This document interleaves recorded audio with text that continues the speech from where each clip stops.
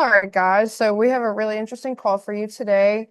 We're bringing Jonathan Vogel in to kind of rehash some of his presentation from School Boards for Academic Excellence's summer conference that he gave.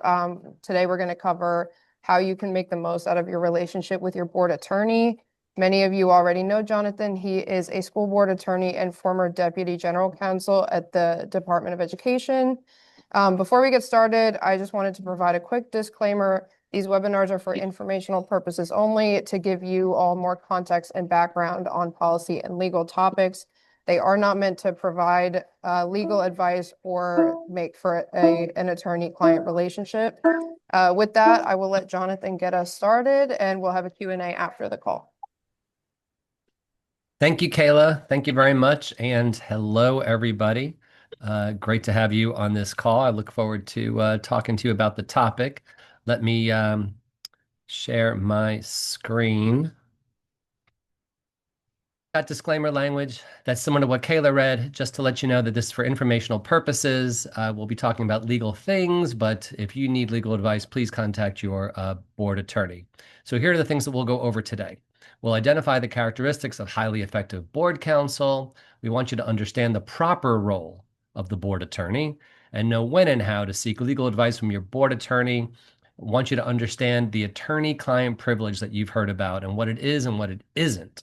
Want to teach you how you and the superintendent can maximize the value from the legal counsel and avoid common mistakes that will increase your risk and legal costs. Okay. Why do we matter? Why do board attorneys matter? We matter because we go over and we help you with lots of different things. All right. Your governance decisions from the board and how the board conducts itself at meetings and governance by the superintendent and the front office. Of course, personnel decisions and student discipline.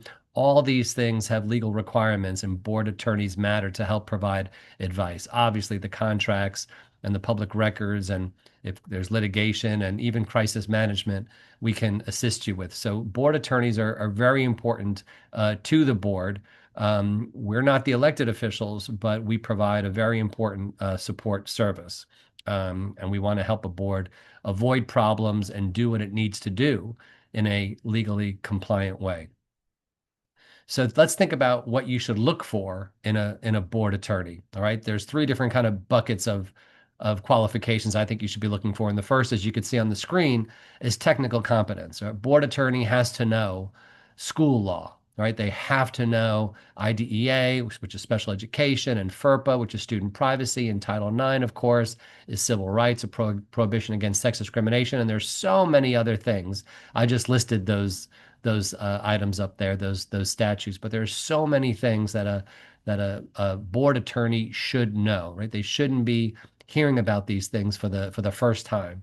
They definitely have to have a background in employment law and the public records and open meetings and governance, a familiarity with Robert's Rules of Order and the things. They need to have some technical competence. They also need practical judgment, all right? These are kind of the soft skills and understanding the board's goals and what a board is trying to accomplish. It's very important that they offer solutions and not just identify issues. It's not helpful to you for a board attorney to say, well, I think that's a problem. Okay, how can we solve that problem? How can we get to where we need to go? Can you give us some options? All right, that's what a board attorney needs to do, and it needs to prioritize risks. And this is something I'll talk about today, prioritizing risks, meaning you can do this or you can do that. This is the level of risk. It's either, legally risky because it's a gray area and the education department is investigating school boards that do this kind of thing, or you can do this other thing, which has less risk, may not have as much upside, but it's a less risky option. It's very important for the board attorney to assess those things and then let the board make the decisions. Obviously, this is another type of soft skill, the communication skills. A board attorney should be able to explain the complex issues simply, and a board attorney should be responsive. A good board attorney realizes that, a school district, a school board might have issues all hours of the day, all hours of the night, and a good school board attorney should be responsive. Now, who should be your board attorney, keeping in mind those different types of skill sets, experiences, and competencies? Well, you have some options, okay? Some school boards hire a general counsel who's employed by the school district. So someone who becomes an employee of the school district. This person is obviously housed in the front office, and it could be a little problematic. I've heard from school board members because the employee ends up getting very close with the superintendent and the other senior people in the front office in particular. And sometimes the board feels that the general counsel then, has some kind of loyalty to the superintendent and not so much to the school board, and it becomes a very awkward situation when that happens. But still is an option, and there are a few school boards that do this in North Carolina and likely South Carolina as well. Then you have another option of lawyers who come from a large size law firm, the kinds of law firms that generally represent corporations, but every once in a while, one of them wants to dip their toes into kind of the K through 12 school board law. I used to work for a very large law firm, and these are the kinds of firms that these days are charging $1,000 an hour for their services. But of course, they'd have to charge less if they represented a school board.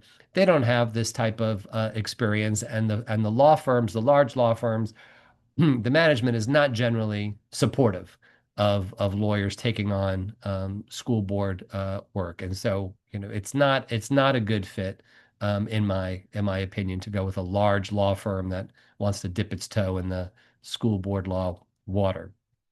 You have some medium-sized law firms. These are firms with maybe, no more than, 50 or so lawyers. Some of these medium-sized law firms have an education law group of lawyers, maybe 5 lawyers, give or take a few, who practice in the area of education law.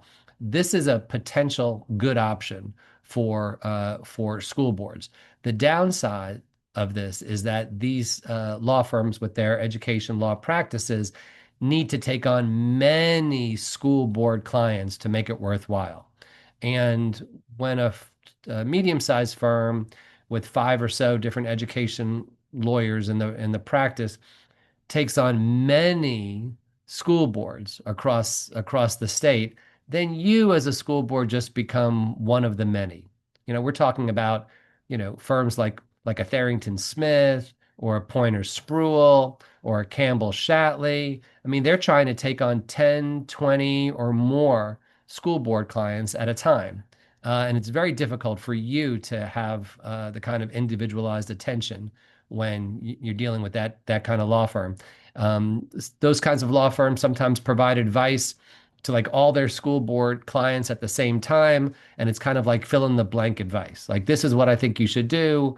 Fill in your name. It saves them a lot of time to be able to, just shoot that out to everybody, but it's not individualized attention. So that's something that you'd have to watch out for, among other things, when you're dealing with some of these medium sized law firms. Then you have a small size or solo attorney law firm. And in the interest of full disclosure, I am a small size or solo attorney law firm with an education law practice and experience. Folks like this can really focus on you. They cannot take on, many school board clients at once because they are a small size. So they take on a few, and they give those clients their attention, better individualized attention, get to know the school board members and the superintendent and senior staff much better than some of these medium-sized law firms can do. And then sometimes you have these local law firms that are set up in the town or the county where the school board is. Local lawyer has absolutely no education law experience at all, but he or she has a good contact, a good connection, has been in the community for a long time, would love to do this kind of work, would love, a steady check from the local school board. And because they have connections, sometimes elected school board members are prone to be in favor of hiring these folks. But it's very difficult because they don't have knowledge. They're not following the issues at the state and federal level. So they're really not in a position to provide the proactive legal advice, and they probably struggle to provide some of the responsive advice. Oftentimes, these local law firms tell the school board, "Well, that's a tough issue. That's an IDEA special education issue. I don't know anything about that. We need to hire one of these, bigger firms." So now the school board has two law firms, and conversations going on back and forth. And if there's an hourly rate, it's driving up the cost for the school board. So on this screen, you can see these are your various options. You've kind of heard a thing or two from me about what I think, what my opinions are on these various options for your school board attorney. Okay. A very important issue that comes up is who is the board attorney's client? Now, I've attended some school board attorney conferences in North Carolina, and this comes up, and I've been really concerned that the lawyers who are at the conference are not properly identifying who their client is. And this matters because this is to whom you owe your duty of loyalty as an attorney. And you, as the school board member, need to know as well, hey, you know, who does this lawyer consider to be his or her client? Is it the staff members who work in the school district? No. Is it the chair of the Board of Education? Is he or she your client? No. Is it the superintendent? I mean, the superintendent is like the CEO. He or she is running the day-to-day operations of the school district. Is the superintendent your client? No. How about the school district itself? You know, you have a county board of education, and then they have the school district that the board of education governs over. So is the school district your client? And no. Your client is the Board of Education. All right. That is the client for the attorney. That is the governing entity, the Board of Education. Now, of course, the Board of Education governs the school district. So a board attorney is dealing with the school district, the superintendent and senior folks day to day. So I'm not trying to suggest that the school board attorney owes, nothing to the school district. Of course, the attorney does. But at all times, the client is the Board of Education, and the Board of Education governs and sets policy for the school district. All right, this takes us to the proper role of the board attorney. Various things that the board attorney does, providing advice on legal requirements, proactive advice, letting you know some things that are out there that are important, or responding to your questions. And always identifying and describing the legal risks, giving you options and telling you that you have choices, and there are risks that come with those choices, but the decision ultimately is yours, the school board's decision. Or if it's a day-to-day matter, the board attorney is talking to the superintendent, and it's a decision for the superintendent and the superintendent's senior staff. Oftentimes, lawyers will be called upon to draft and review documents of all sorts, whether they're contracts or otherwise, and represent the board in disputes. Sometimes, with the county commission, or sometimes with the state. So the board attorney is loyal to the board and representing it in disputes, basically trying to help the board accomplish its objectives in a lawful manner. And that's very important because I've been contacted by school board members in the past where they've told me they just don't feel like their current board attorney is trying to help them get to where they need to go. They feel like the board attorney has an agenda of his or her own. And you have to be careful of that because a lot of these board attorneys do, right? I mean, they don't live and work in a vacuum. They have their views and they follow the issues. And what they lose sight of, unfortunately, is that it's about their client and it's about what their client wants. It's about what the school board client wants. And so sometimes they push the school board into kind of their own political agenda. Well, you have to do this. Really? I have to do this? Yes, you have to do this. The law says you have to do this. Well, I'm here to tell you that the law is not always black and white. Sure, sometimes there's a provision in a statute that says school board shall do the following, and it's pretty cut and dry. But many times it's not. Many times there are gray areas, and you, as the client, you, the school board, you as the client, deserve to know what your options are and deserve to know the relative strengths and weaknesses of the legal position that you take, whether you go one way, another way, or a third way. And it's up to your board attorney to give you those options and to assess those legal risks. And if your board attorney is not doing it, then you need to choose a new board attorney. Okay, because you make the decision and you call upon them to give you advice. Okay, things that are not the proper role. Obviously, the board attorney doesn't run the district and shouldn't try to, and should not make policy decisions for the school board. It's your decision. You're elected officials, and the people have put you in that position for you to make those decisions. I talked about the problem of steering the board to do what the attorney would do. This is real. This isn't hypothetical. I've been told many times by school board attorneys that excuse me, by school board members that their board attorneys are steering them to do what they want to do or telling them, oh, absolutely not. You can't do that. I think there are a few school board members on this webinar right now who can vouch for that and have maybe told me in the past that was going on. But school board attorneys should not be telling the board what the attorney, wants them to do. Obviously, the board attorney is not voting. The board attorney should not be acting as a political advisor, should not be whispering in board members' ears that they should do this or do that because it'll be good for them politically. That's just not the appropriate role. So, speaking of what an attorney should not do, check out this. How much do you charge? $500 for 3 questions. Isn't that a bit steep? Yes. What's your third question? Ha ha ha ha.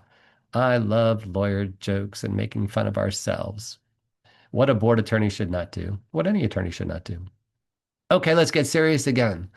When should you call your board attorney, right? You have a board attorney, issues come up, your superintendent has issues come up, trying to figure it out. Should you call your board attorney? Should you not? Well, there are certain things where, they're high risk. Terminations and non-renewals of employees raise all sorts of sensitive issues. You might want to call your board attorney sooner rather than later.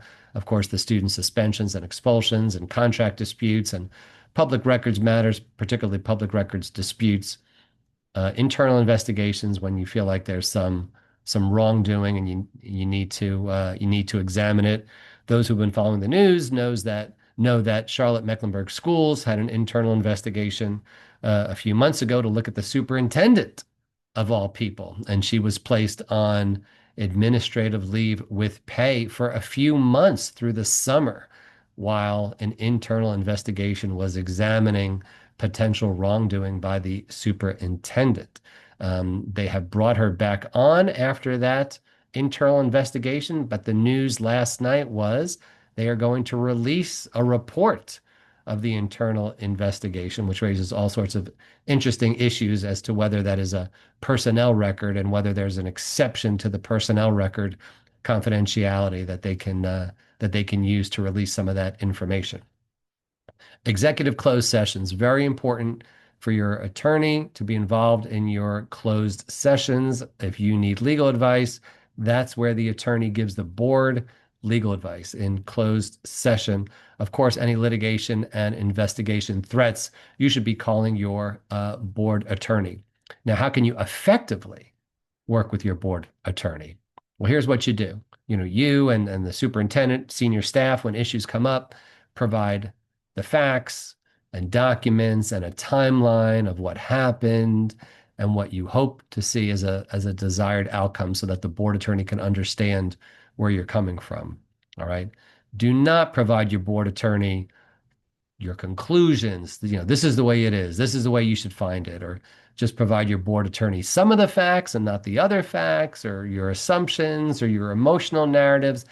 As you see a picture of this board attorney here, it just makes his job more difficult. We need to be, as board attorneys, dispassionate in the sense that we want to provide the best legal analysis without getting caught up in the emotions of it all and without reaching a predetermined decision or conclusion as to our legal advice. Okay, the attorney-client privilege. This is important. Okay, you've probably heard of this. The attorney-client privilege is between the attorney and his or her client. Communications between the attorney and client seeking or providing legal advice are protected from disclosure.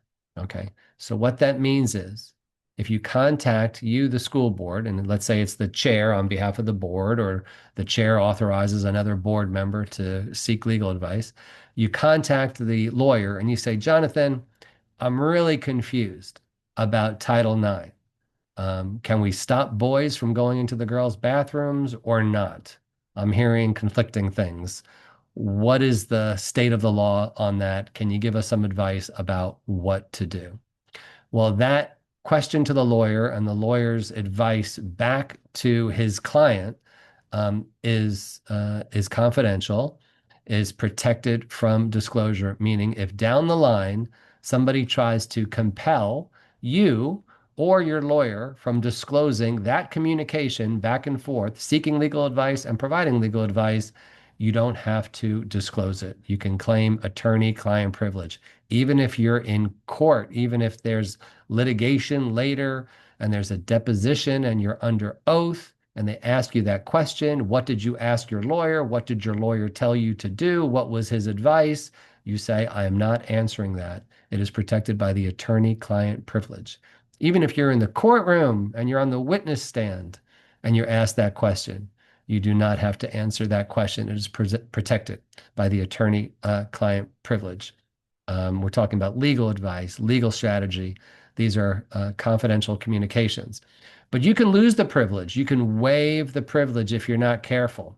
And this often happens by forwarding emails that your lawyer sends you providing legal advice, when you're including unnecessary parties in kind of the people who are hearing the legal advice from the lawyer, or there's some kind of public discussion of what the lawyer told you. So what I mean by this, and I see this all the time, is I get asked something by a client, by a school board, or by a superintendent, and I provide my legal advice back in an email sometimes, and then that email gets forwarded to various people.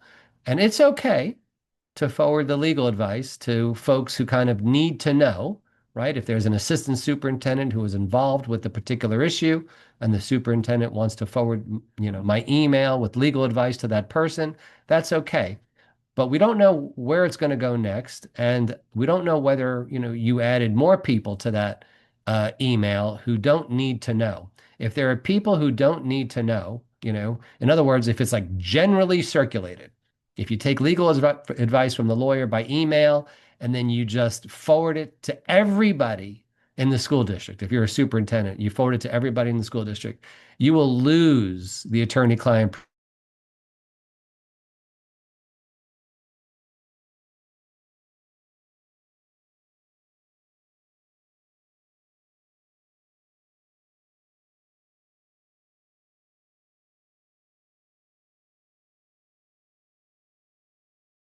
Title IX.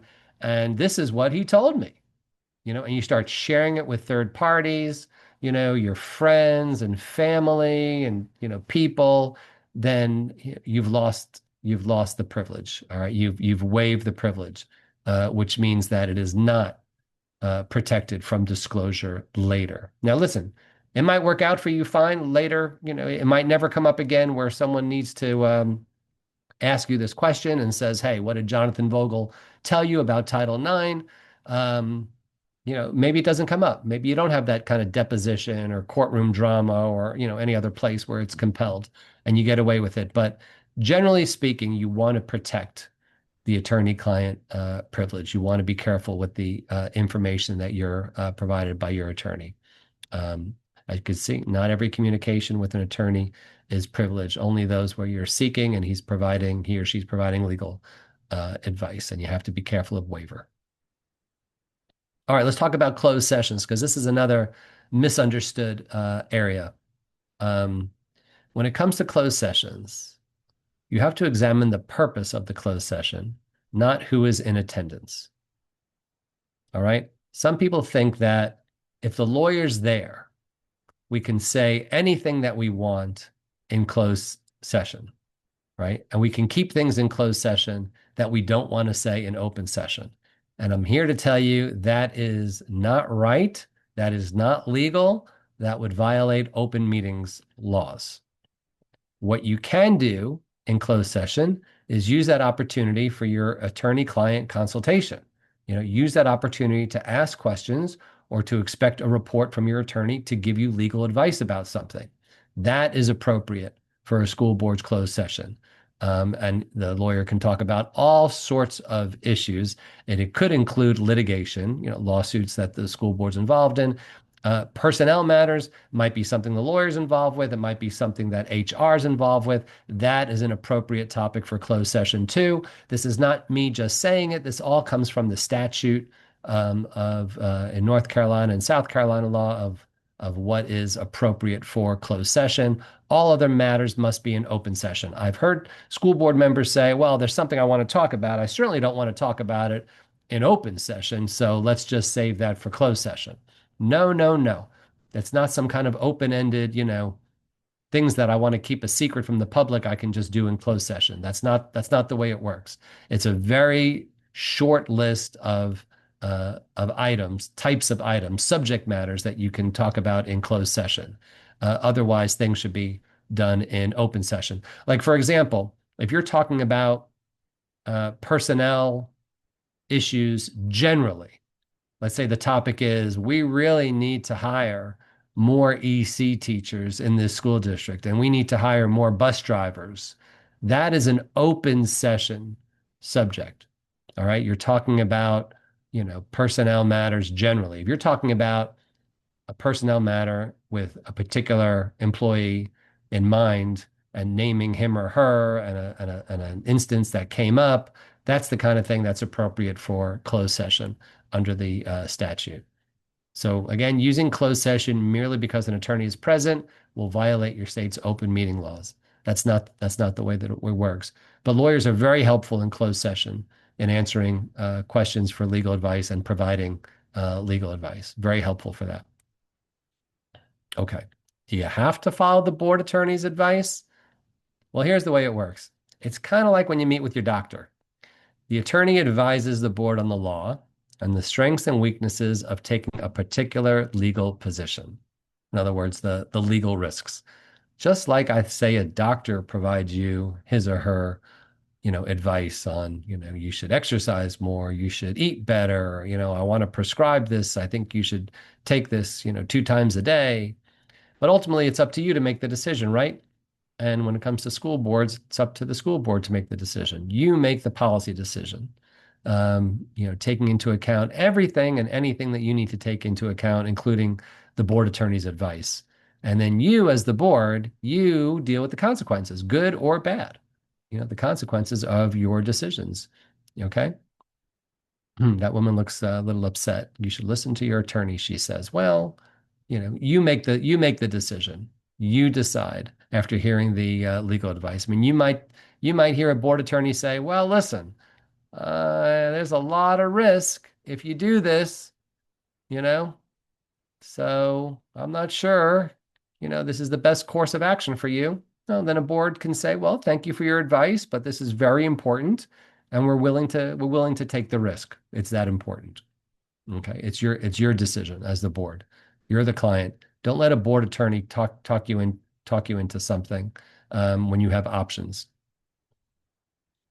All right, getting the most value. How a board member can get the most value from the board attorney. This is my advice to you on how to use your board attorney, really. Ask questions and demand clear answers. Okay, go ahead. I mean, put it to them. They're the board's attorney. And this is their job. If they can't answer it on the spot, then they need to research it. They need to get back to you quickly. Then they should. And you deserve clear answers, right? Answers that you can understand, answers that you can operationalize. Think about it as a business. You need to understand what the legal advice is so that you can make a decision and implement it. Okay, we've talked about this a few times. Risk assessments, options and risk assessments. How risky is that? What is the education department saying about that? What is DPI saying about that? Have there been lawsuits in that area? How risky is this course of action? Okay. And that goes along with the options, all possible options. I've just heard from a lot of school board members that they're not given all the options. They're told by school board attorneys that they need to do this or they should do this, and they're not given any options. I respect the legal process. You kind of have to understand that, some things can't happen right away. Sometimes, let's say in lawsuits and litigation, there are things that happen, papers that get filed with court, and then judges who have to make decisions, and opposing counsel has to get back to your lawyer on certain things. So there is a process. All right, now the superintendent version, getting the most value. Superintendents should involve counsel early. I think it's very important for the board attorney to be kind of on par with kind of senior leadership of the superintendent's office. Um, when you involve the council early and you communicate openly, your board attorney has the best opportunity to help you make the decisions that you need to make. And that goes hand in hand with avoiding surprises and using your counsel strategically. A superintendent is trying to implement something, is trying to figure this out.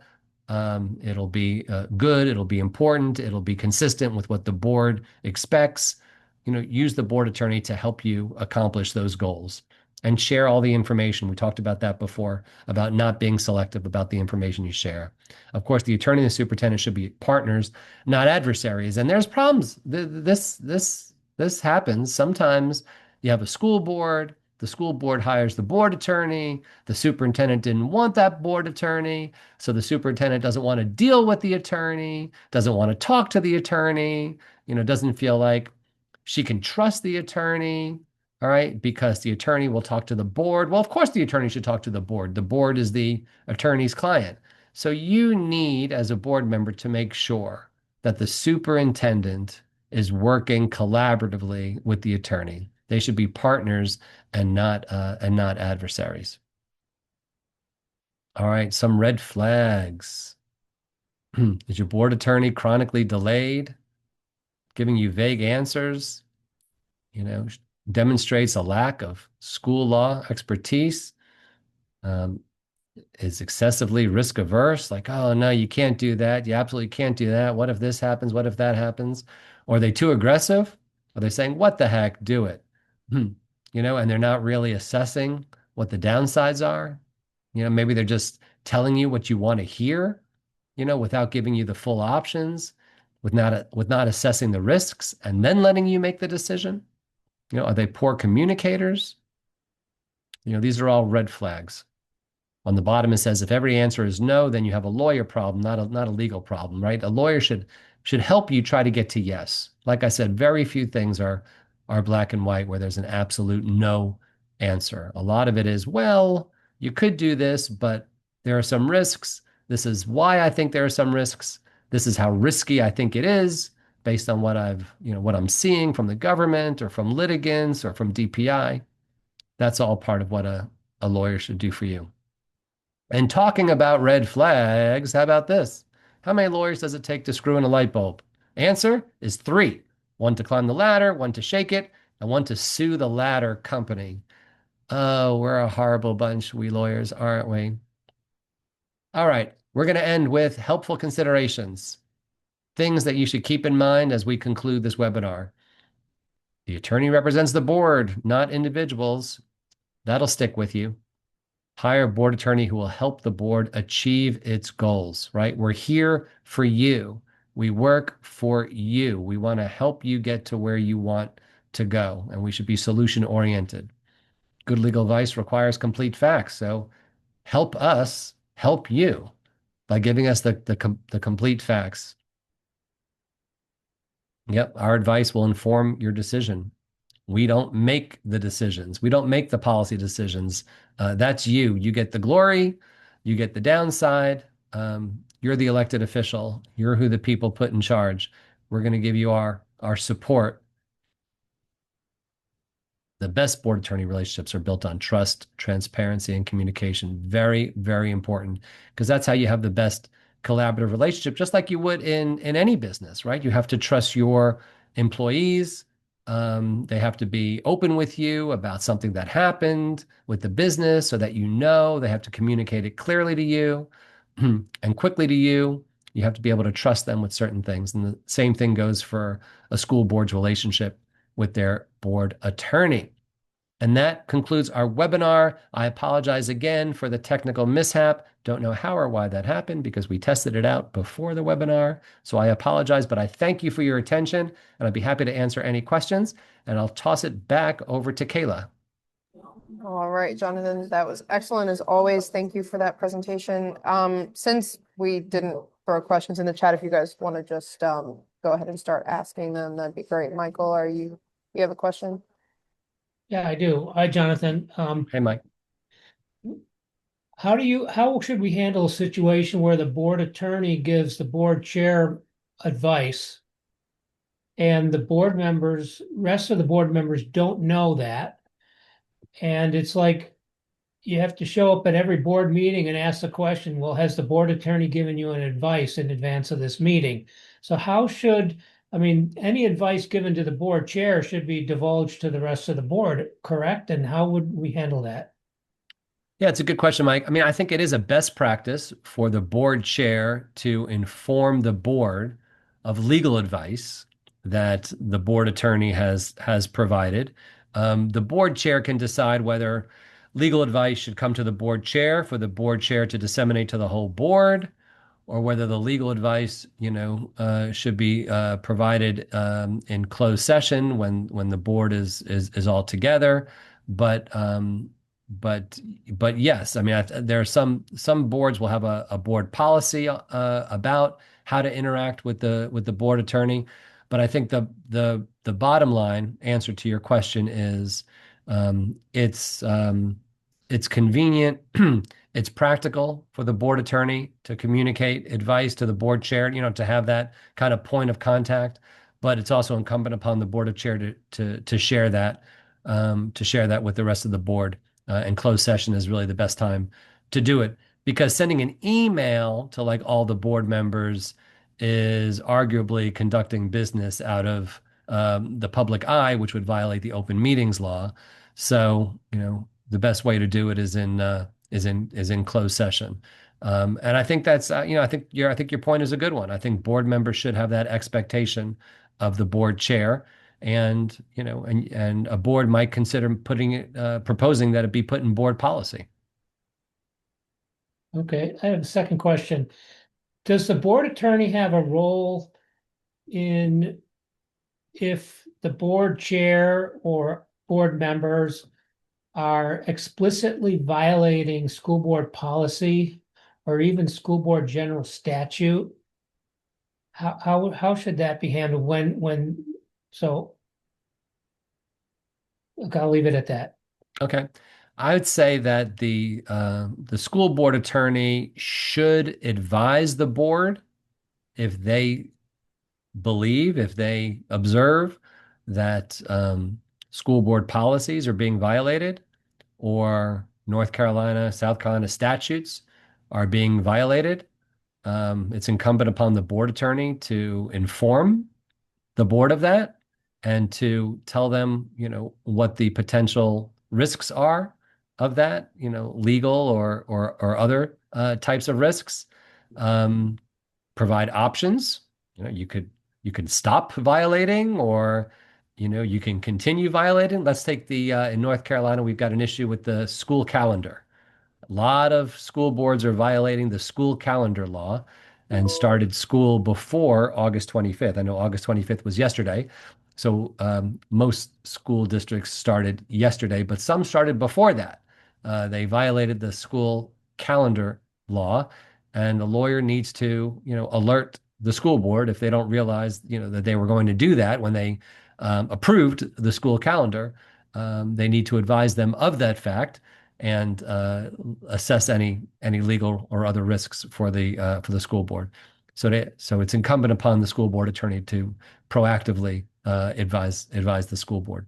All right, so you use the word proactively. So the question really is, if the school board attorney sees that we're violating policy or law, what you're suggesting, he should be proactively coming out and stating such, not waiting for another school board member to ask during a board meeting in order for him to provide an opinion. Is that what you're saying? He should be more Yes. proactive?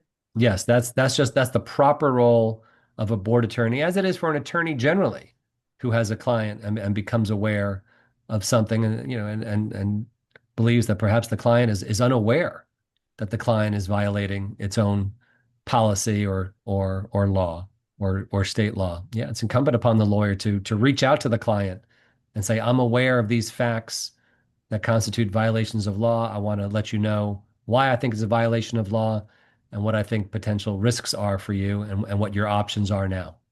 Yes. Thanks, Mike. Kayla? Yep. Does anybody else have any other questions before I give my plug? Doesn't look like it. Okay. I threw in the chat, CALN has an event coming up called The Power of Local Policy. It's an open enrollment informational session taking place in Hendersonville. I know that's a little bit of a hike for some of you. Not to put you on the spot, Nancy, but she will be speaking at the event. We had two other ones in other areas in the state. They were really excellent. This one's taking place at Canoga Inn. So if you're looking for an excuse for a nice fall transition getaway, dinner on a lake, check out the link that I put in the chat. And we'd be happy to see you there. It takes place on September 10th. If nobody else has any other questions, I think that is it for today. Thank you. Thanks, Kayla. Thanks, All everybody. right. Thanks, guys. Have a good one. Bye.